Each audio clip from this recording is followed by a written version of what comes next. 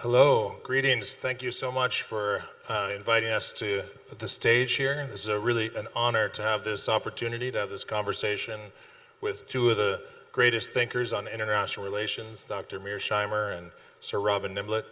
I'm really looking forward to having a conversation where we can explore some of the challenges and opportunities facing APEC and facing the region, and maybe looking into a bit how Korea fits into the conversation and how APEC, along with G20 and other international institutions, maybe can contribute to this time of transition.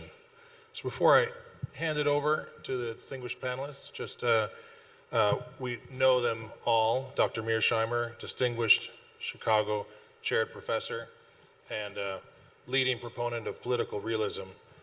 He'll offer us some really great insights on power competition and how it's reshaping the geoeconomic landscape.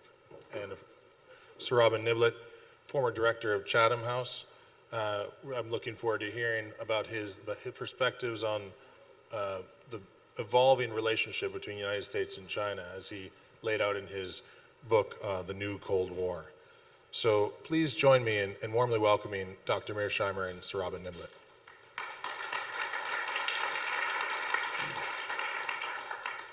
So Dr. Mearsheimer, over to you. The mic is yours. Can you please share your perspectives on what APEC is looking like these days and how it's looking to the future? Okay, thank you very much. It's a pleasure to be here with my two colleagues, and especially to be back in South Korea, which is one of my favorite countries on the planet. I always love coming here and meeting with people and talking. The subject on the table today is basically the future of APEC and the future of the global order. And when we talk about the global order, we're more or less referring to what people call the liberal international order. And my argument is that the future of APEC and the future of the liberal international order is not very promising. There's big trouble ahead. And the principal reason for that is the shift from a unipolar world to a multipolar world. And I'll explain more about what I mean by that.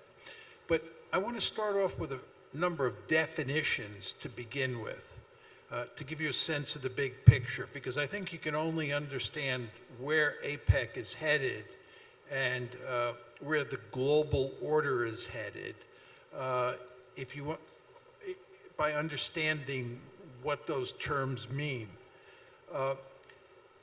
What is the relationship between APEC and the global order? And APEC is an institution. It's one institution, and an institution is different from an order. And what exactly do I mean by that?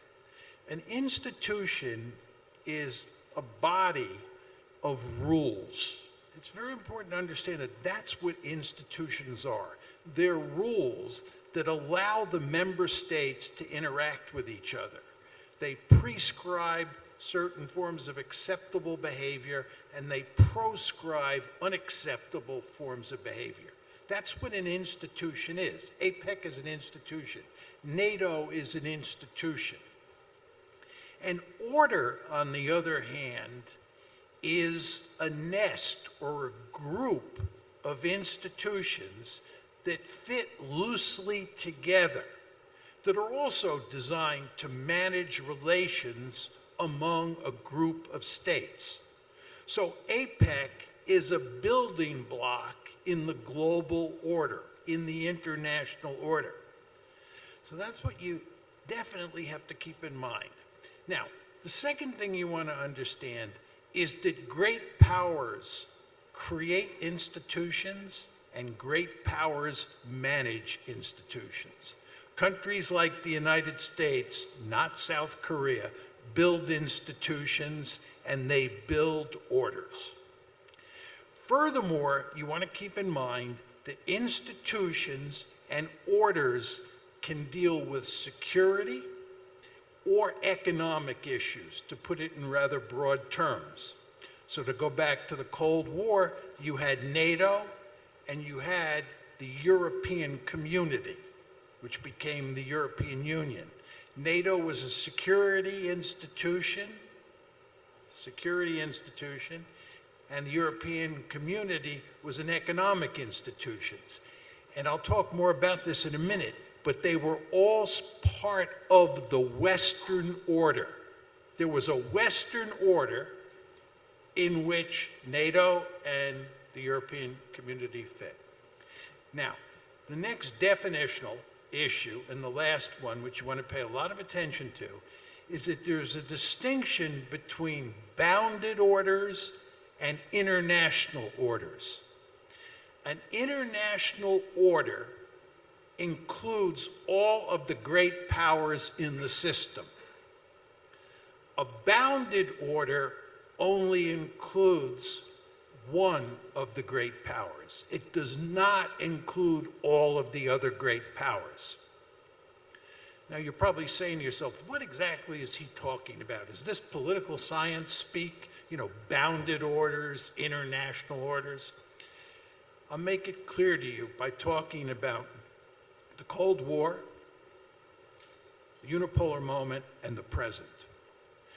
When I grew up during the Cold War, we had three orders. Two of them, which were the most important orders, were bounded orders. The Western order, which is sometimes mistakenly called an international order, was run by the United States. It was set up by the United States to wage the Cold War. It was basically run by the United States. That Western order included NATO, it included the World Bank, the IMF, the European Community. All of those institutions were bundled together in the Western order, which was initially designed to manage the Cold War. The Soviet Union, which was the other great power in the system, was not in the Western order. The Soviet Union had an order of its own. It had a bounded order. That bounded order included Comecon, the Warsaw Pact, and the successor organization to the Communist International. So these two bounded orders waged the Cold War. We also had an international order. That international order included the United Nations, because the United States and the Soviet Union were both in that institution. They were in that order. So the UN, a variety of arms control agreements, the NPT, they were all part of this thin international order. But the thick orders that really mattered during the Cold War were the Western order and the Communist order. Two bounded orders and a thin international order. Then you all remember the Cold War ends in 1989. In December of 1991, the Soviet Union collapses, and we go into the unipolar movement. By definition, there is only one great power on the planet. That's the United States of America. We are now in a position where the bounded orders disappear. The Soviet order disappears. The Soviet Union disappears. No more Warsaw Pact, no more Comecon, so forth and so on. What the United States does as the only great power on the planet is that it takes its bounded order, that Western order, and it makes it a truly international order. That's the order, that's the liberal international order. You get a really potent international order for the first time because you only have one great power on the planet. And remember, as I told you, when you have only one great power on the planet, and that one power writes the rules for the institutions and manages the order, you're going to have what we had during the unipolar moment. Well, roughly around 2017, what happens to the unipolar moment? It disappears. We're now in a multipolar world. You all understand that. There are three great powers on the planet: the United States, China, and and Russia. United States, China, and Russia. And the two most powerful states in that system, in this multipolar system, are the United States and China. So the question you want to ask yourself is, what is happening today in Asia? Well, just like the Cold War, you're getting two bounded orders, and you're going to end up with a thin or superficial international order. Just think about the Chinese. BRICS, the United States isn't in BRICS, China's in BRICS. Think about the Shanghai Cooperative Organization. Think about Belt and Road. Think about the AIIB. These are all Chinese-led institutions. The Chinese are also forming military alliances with countries like Pakistan, countries like Russia, countries like Laos, countries like Myanmar. This is hardly surprising at all. You're getting a bounded order in East Asia. At the same time, the United States is doing the same thing. The Quad, AUKUS, tightening up of the bilateral alliances involving the United States and Japan, the United States and South Korea, the United States and the Philippines.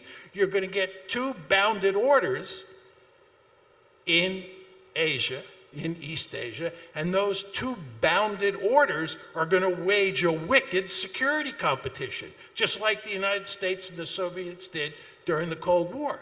Now you're saying to yourself, what does this have to do with APEC? The answer is very simple.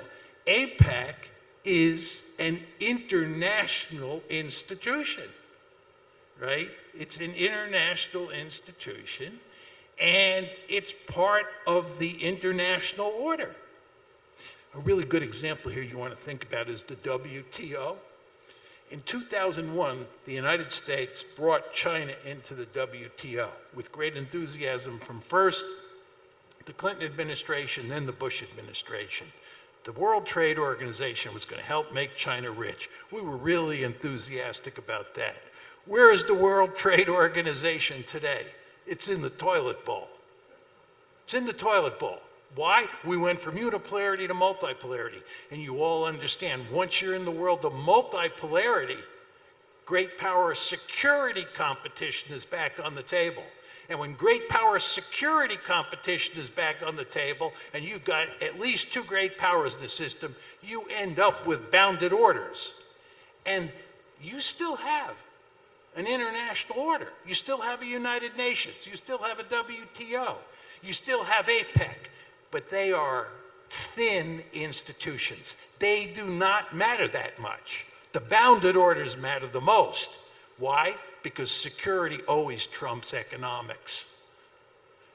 And therefore, APEC, which grew up in the unipolar moment and flourished in the unipolar moment, is now in an environment, multipolarity, that is not conducive to growth. It's not conducive to doing a lot to facilitate prosperity and security in Asia.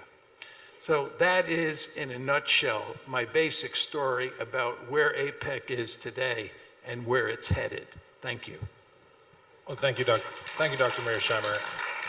That's a great introduction to really place this conversation in both history and in structure. And I think it's a great opportunity to turn to Sir Robin to maybe pull out a bit the U.S.-China piece of the story that you've just told. And maybe, so over to you to see how you describe what we're looking at. Thanks very much, and fantastic to be back at the World Knowledge Forum, and great to be on the panel, Henry, with you, and obviously with Professor Mearsheimer. I was taking notes, because it was a chance for me to get some great insights to the context of where we are right now. I look forward to talking about how much the SCO or the BRICS is a bounded order. That'll be a good thing to talk about when we come to the panel in a minute. I think China would like it to be. Whether it is will be debatable. But let me put APEC in its context for me, and I think it'll pull hopefully nicely off John's comments just beforehand. I want to make 5 points. The first is that it strikes me that APEC is, I'm trying to think of the right word, an echo, a hangover of the period of that post-Cold War optimistic period where we thought that globalization would be the future of the world and that the Western international order would become the international order, to use John Mearsheimer's, I think, very accurate description. But of course, it is being undermined right now, APEC, like globalization, by the emergence of what I think of as a new Cold War between the US and China, whatever we want to call it, deep geopolitical competition. And the second point I want to make is just to point out the extent to which APEC actually contains many of the fault lines that characterize this order. However, as I go on, let me just say, I think I could be a little more optimistic about the role that APEC might be able to play in the current international context. I'll say a word or two about that at the end. So just the first point. It does strike me that I was looking at the website of APEC before coming here, because being a Brit, we don't focus as much on APEC. We might focus on the European Union, and if you're British, not being inside the European Union. But if you look at the APEC website, it has this little thing going on of thousands of containers, and the containers are getting pulled left, right, and center. The image is we're all together building a united economic, order or system in the Asia-Pacific region. Well, I can't think of anything more that represented the past and certainly doesn't seem to be representing the immediate future. It was all about absolute gains, the opposite of zero sum, if I can drift a little bit into international relations theory. And if you look at the period since APEC was founded, certainly you've seen some huge benefit from that deeper economic integration that accompanied the end of the Cold War, the reduction of barriers to trade, the belief in open markets that expanded after the collapse of the Soviet Union. You've had real GDP increase in that period between 1989 and 1990, and roughly 21, 22, from about $19 trillion to over $53 trillion amongst APEC members, 4 times increase in per capita income, 9 times increase in the rate of trade amongst the members, 2/3 of the trade now taking place amongst the Asia-Pacific region. I mean, you could say it really does, it's had its period of great optimism. But if we look at it today, it now contains right at its heart, because it has the US and China in it, it has got the new Cold War physically inside that actual institution. We don't need to talk too much about that now. We can if we want to. My sense is the US-China contest, what to me is a new Cold War, is going to persist and endure for a long time in the future. It's at the economic, it's at the military, it's the technological, I would even say at ideological levels. But what's interesting is that its front line is the Asia-Pacific region. It's not Europe. You could put Taiwan right at the core of it if you want to, given China's determination to break the first island chain of islands that in a way threaten its geoeconomic security, its ability to reach out to global markets overseas and not have to rely as much on Russia overland behind it. So when you look at the nature of that competition right now, APEC countries themselves are getting pulled into the competition. Not only do we have the United States imposing tech restrictions directly on China and limiting the kind of American technology that can be exported to China, and China retaliating with limits on rare earth exports, you've also got the South Korean semiconductor industry being told, as an ally of America, that it can no longer export its semiconductor manufacturing capabilities into its plants that have been built in China. As part of that win-win kind of world, the absolute gains world that we thought of before, that is now being limited. Japanese are being told that they can't sell their semiconductor manufacturing equipment to China, just like ASML, the Dutch company, can't do either. Malaysian data center companies who thought they could be bringing in Chinese components and still serve as partners to American and Western companies are now having to rethink what components do we have inside our data centers. So we're in a situation where the whole logic of APEC, one building on deeper integration, moving into the technology realm, is now being pushed backwards by an expansion of the US-China technological, which is economic and military contest, through to them. We've also got, secondly, actually more traditional security front lines of the new Cold War running through the middle of APEC as well. China and the Philippines are both APEC members. And there's no more strong example right now of both the Biden and Trump administrations' determination to strengthen their resistance to China's growing military capability than the much closer military relationship they now have with the Philippines. And it's amazing if you think about it that Chinese Taipei, as it's called, is a member of APEC. And here we have Taiwan right now being put, again, on the front line of this new Cold War, including with the Trump administration looking at it as part of its new kind of AI warfare supplier. You've got Russia as a member, being sanctioned by other APEC members. And you have got, as John noted, Russia and China trying to build amongst some of the APEC members, an alternative world order through BRICS and SCO, in parallel to the United States, trying to say, no, some of those countries are allies of ours, Japan, Australia, South Korea, even Singapore to a certain extent. You need to be with us on our side. So, in a way, what you've got is geopolitics running through the middle of APEC, you've got the technology contest running through APEC, and of course, you also have, third, the good old-fashioned trade contests passing through the middle of APEC as well. Because I think the other big challenge to the future of APEC and to regional integration is the fact of the loss of confidence in globalization, the benefits of globalization that the United States in particular is running through. Donald Trump is the voice of the left behind in America who did not benefit from globalization. And so we're moving into an era led by the United States. In a way, it is enabling it. It is leading the way of state interventionism, protectionism, national preference, bilateralism. I might argue China never left those particular approaches. It's been subsidizing its own industries even as it's developed. It has built up huge overcapacity that it is now exporting to much of the rest of the world. But it's amazing to see the US leading the charge on forced inward investment, something we used to associate with China rather than with the United States. It's a whole discussion of energy dominance, not just energy independence. It's a completely different mentality, one that is anti-absolute gains and is all about zero-sum thinking. So again, I don't need to give you all the examples, but the impacts on APEC are fundamental because the US has said we'll have our own trade policy and we are going to whack tariffs up. Today, they're roughly 10 times what they were at the beginning of the year. US average tariffs have gone up from about 1.5% to 15% currently on average. I heard a panel earlier today where the South Korean and Japanese participants were comparing who had the worst deal on the forced foreign investment they would have to make in America in order to try and get their tariff rates down from 25% to 15%.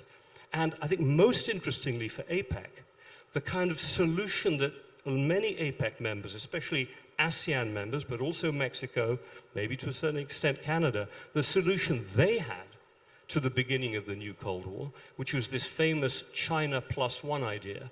We will invest in China to get to the Chinese market. We will then invest, if we are a multinational, in Indonesia or in Malaysia or in some Singapore, in some other ASEAN country, and then export to America. Trump has said, no way. China plus one might be your language. I call it circumvention. I call it transshipment. And you will get a 40% tariff slapped on you. So APEC is also being undermined by this loss of confidence in globalization, the push towards state interventionism.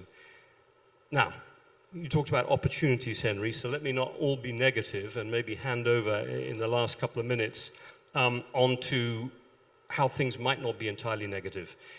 What can we do or what can, not we, I'm British, what can members of APEC do to try and deal with the situation?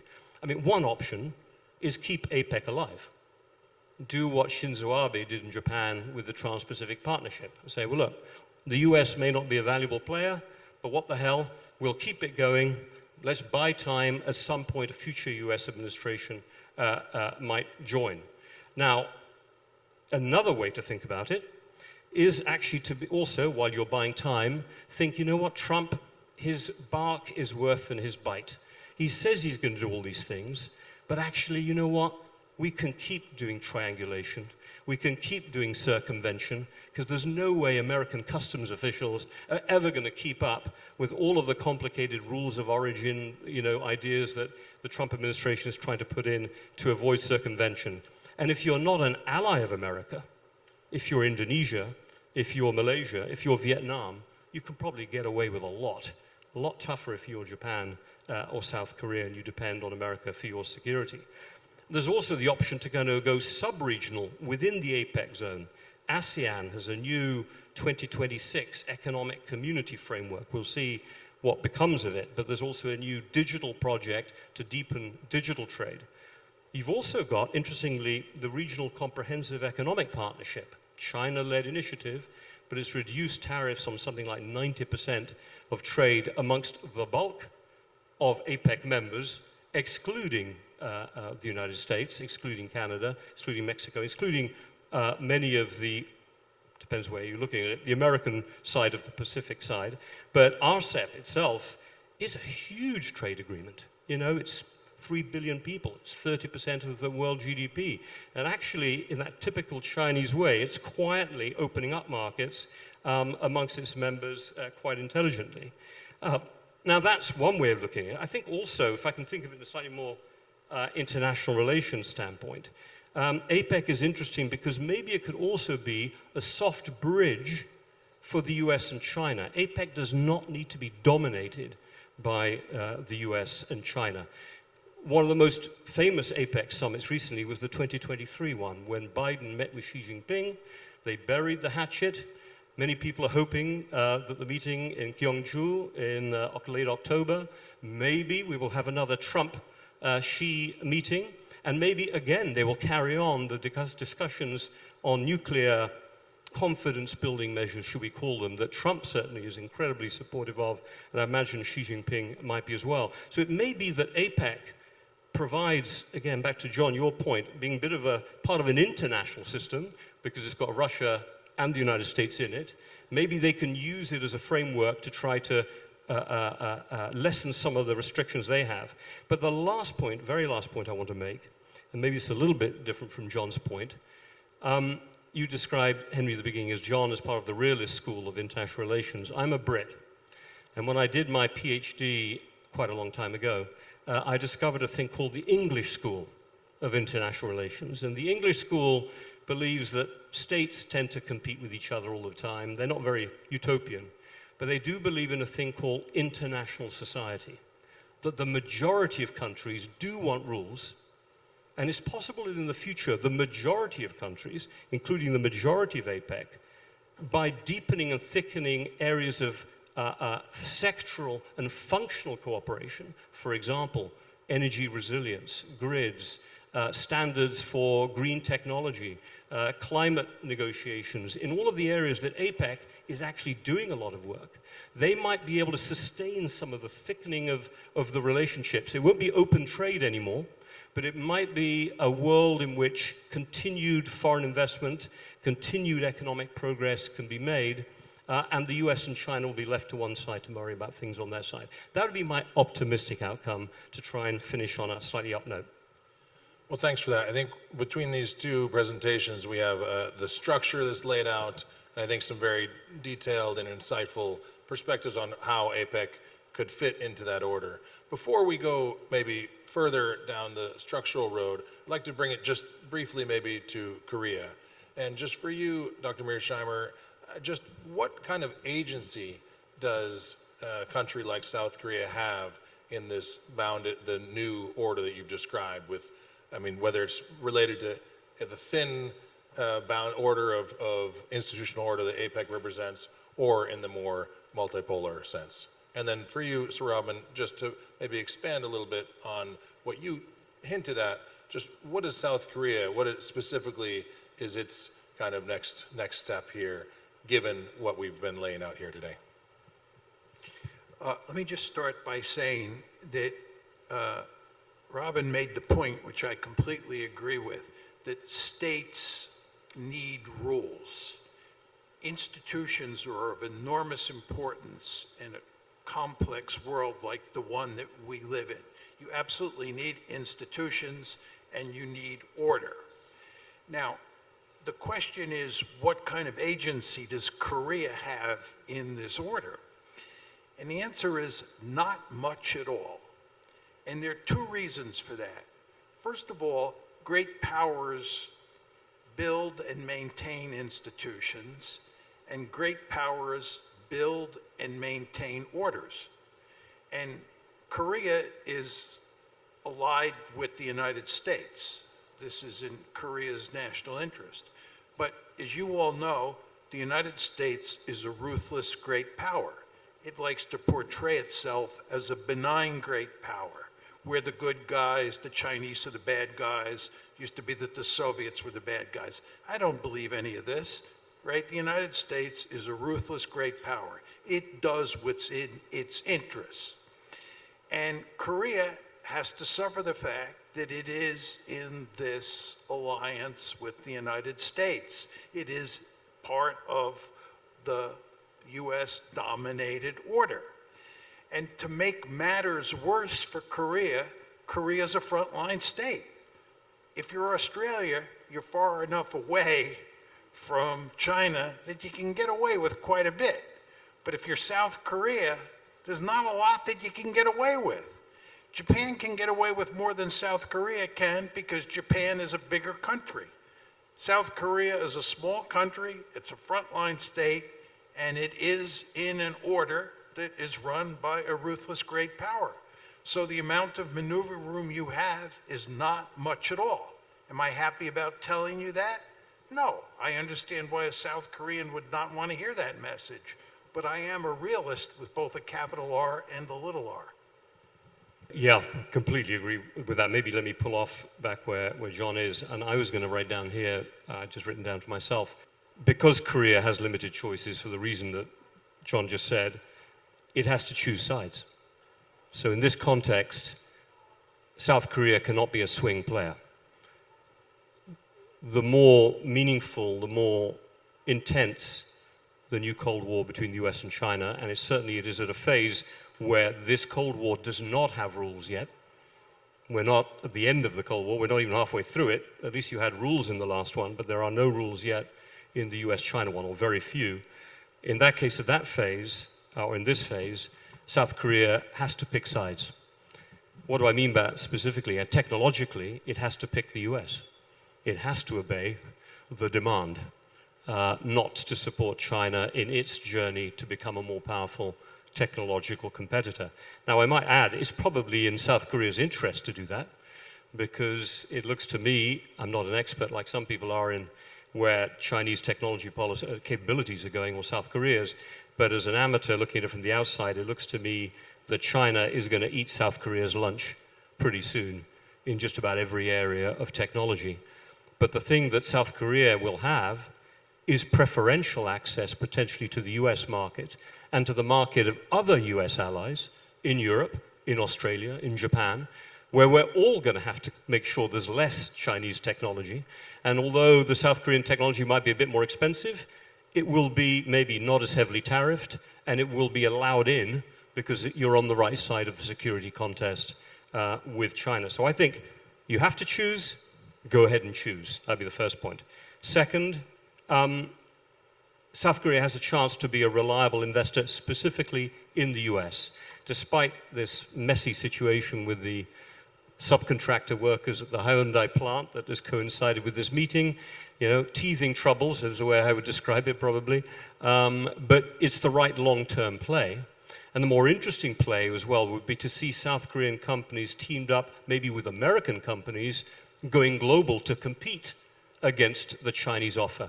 The most obvious example being probably in nuclear technology, where Westinghouse can be a great partner to the very successful and good Chinese civil nuclear plant builders. And the third thing I would do, probably just as at the end of my remarks, South Korea as a small state, and John, you'd probably agree with this, we're all small states, unless you're one of the three great powers. One of the things Britain has learned, you're either small or you're smaller, and we're small. So small states have to find a way to team up, and we do need the rules. So I think that South Korea needs to be investing in APEC. I'm glad it's taking a lead on the energy cooperation side of the APEC agenda. It needs to invest in that. Hell, it maybe should invest in RCEP as well, which it is, because that is a chance for it to be able to at least trade on the non-sensitive side with China, and after all, Australia, Japan are in there as well. So I think they need to build up some of the rules. That would be a useful policy to do to hedge that great power alliance it has with America. Thanks. I think that's some good tips for maybe to help the medicine go down from the tough message, realist message that Dr. Mearsheimer gave. Dr. Mearsheimer, you laid out the structure in your first remarks. I'd like to just maybe go back to that a little and just ask, how do you see that maybe competition being managed? I mean, you set up the structure, told us what the moment is like. How does this not go horribly wrong? How does it maintain competition and not move into conflict in the way the structure that you've described? Yeah, I mean, it's obvious that we want to make sure we don't have a war between the United States and China. And you can tell all sorts of stories about how you get a war in East Asia, in the South China Sea, or over Taiwan.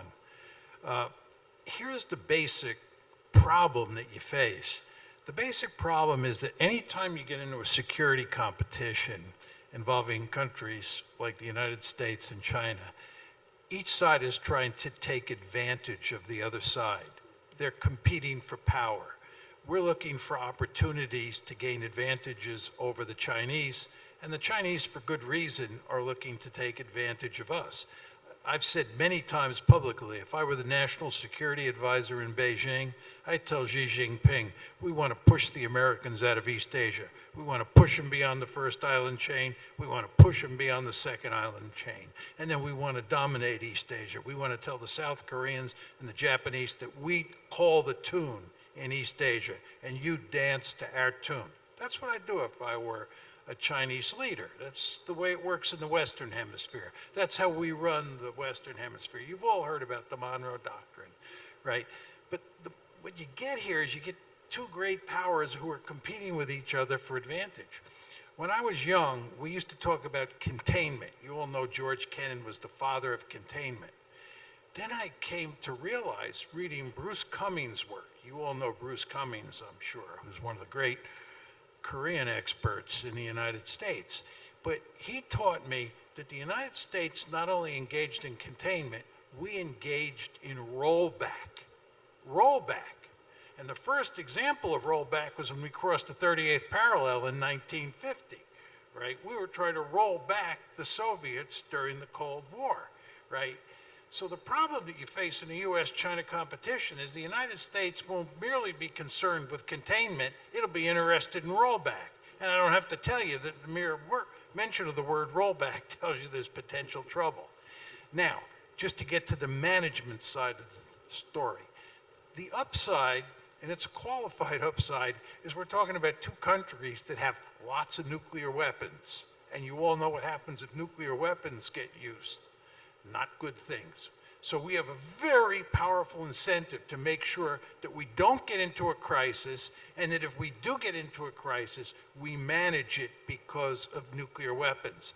So I think paradoxically, nuclear weapons, the presence of nuclear weapons, give both sides really powerful incentives to manage the crisis. But I would juxtaposition that with the fact that good old-fashioned great power politics is a really nasty and brutal and dangerous business. I'm going to stick with the hopeful note that you're saying that nuclear weapons, and that will help manage the conflict and keep us away from conflict. Incentives to manage. And maybe also to finish on another positive note to pull out from something we talked about already. You mentioned SCO and also other, Quad, but on both sides of the equation, these sub-groupings. But I'd also like to add in, for you, Sir Robin, the maybe not formalized groupings yet. I mean, there's AUKUS, but between Europe and Asia. And how can these groupings, subgroupings, contribute to this world order that Dr. Mearsheimer has laid out? How can they contribute, like you've mentioned with APEC, contribute to the management of this structure and to kind of the building of prosperity going forward? I mean, one of the things that I'm interested in exploring, now that I've got a bit more time to explore things, is the extent to which the United States and China in particular, I think Russia is already a proof point of this, that these three great powers maybe are not as powerful as the great powers have been in past periods of history.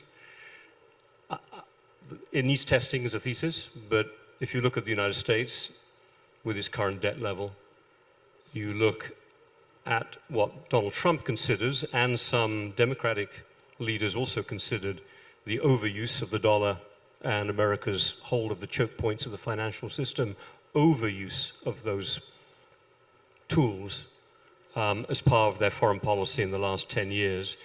That is leading to a blowback and an effort to try to not be as reliant on the dollar as one has been in the past. Looking at China now using the weapon of its rare earth dominance, certainly of processing rare earths, now leading to European companies and Americans to think, well, hold on, we used to process rare earths, maybe we can do it in a different way. Maybe we don't even need magnets for very specific types of renewable energy, and we don't, as it turns out. It's all about money and supply chains. And then you look at, I don't need to talk to this audience here about China's demographic problems, its difficulty in transitioning from middle income to high income as a country. It strikes me this is an interesting moment for countries like Japan, like South Korea, like Australia, like Canada within APEC, but also, to your point, countries like Britain, Germany, France, the European Union as a whole, to think about how they can try to build up structures of cooperation that recognize the realities that we're still in a strongman world. We haven't got yet to a position, and we may never, where they don't wield ultimate influence, but certainly try to push it in that direction. And I think here, being a poison pill inside other institutions is not a bad thing. That's why I wanted to mention the BRICS. Clearly, China would like to use the BRICS club, and Russia would like to use it as a counterpoint to the G7. But, with India in there, which has a hugely suspicious relationship, to put it mildly, with China, with Brazil, again, not wanting to be couched as a pure anti-American player, it strikes me that's going to be a very difficult bounded order, if I can call BRICS a bounded order, to try to use to balance the existing or continuing American bounded order built around what is still obviously a very much existing NATO. So similar in the SCO, you've got one or two members. Turkey showed up to the last meeting, you've got Saudi Arabia showing up, and some of the Gulf states. These are as well American allies. I mean, you've actually got bases, American bases in the Gulf states, and obviously American bases in Turkey as well. So it strikes me that you don't have a Warsaw Pact against NATO moment like you had in the last Cold War. In a way, both sides are trying to build teams, but the teams aren't as committed and maybe not quite as dependent as they were the last time round. After all, yes, Russia is a nuclear power, it threatens Europe, but Russia is struggling just to beat Ukraine. I mean, Ukraine, it's remarkable. So I think that there's an opportunity here, and we're seeing it with European countries trying to sustain some of the partnerships with their Asian counterparts to say, look, maybe we need to have our own life raft. Let's not rely as much on America for our future security. Who knows where it will be after Trump has stepped down. Let's start developing our own future combat aircraft, things like the Brits are doing with the Italians and the Japanese. Let's keep up some form of Indo-Pacific strategy. Let's perhaps create an EU TPP trade deal that's being discussed right now. There's an EU-India deal that's perhaps going to be built at the moment. I think the smaller states are trying to test the thesis that we're not going to be dominated by the big ones next time round. At least you've got to try. They might fail, but have a go at it. Can I make an optimistic, quasi-optimistic point? I never want to be too optimistic. But it's important to understand that the United States cares greatly about three areas of the world. Europe, which has historically been the most important area of the world to the United States, but no longer is, the Middle East, and here mainly the Persian Gulf, and then 3, East Asia. And East Asia is the most important of the world, part of the world for the United States strategically today because of the US-China competition. But the fact is that the United States is deeply enmeshed in wars in the Middle East, mainly because of our alliance with Israel. And there's a good chance, as you know, we may go to war against Iran in the fall. And furthermore, we're deeply enmeshed in the Ukraine war. We're trying like crazy to get out, at least Trump is, but he's been unsuccessful. The fact that we're enmeshed in the Middle East and we're enmeshed in Europe means that the last thing we want is a crisis in East Asia. Have you all been noticing that President Trump is going to great lengths to make sure we don't have trouble in East Asia? Because we would be really, really in the deep kimchi. And the reason is that we have all sorts of military liabilities vis-a-vis China in terms of our force structure here, because we haven't paid enough attention to building up our force structure. Plus, we're pinned down in East Asia, in Europe and in the Middle East. So I think that one could make an argument for the foreseeable future. It's likely that there won't be a major crisis in East Asia, and that is all for the good. So all of this is to say, you Koreans should hope that the United States remains deeply engaged in the Middle East and deeply engaged in Europe so that we don't cause any trouble in East Asia and you live peacefully for the foreseeable future. I, as an American, have a deep-seated interest in greatly reducing our presence in the Middle East, getting out of the Ukraine conflict so we can concentrate on containing China. That's a great way to end. I'm going to call it optimism, that we are going to have a period of time here in East Asia and in South Korea where we can focus on the problems we've talked about today, about focus on the challenges that APEC is seeking to address to build peace and prosperity in this region. So I want to thank Dr. Mearsheimer, Dr. Niblett very much for their great insights. And please let's thank them with a nice round of applause.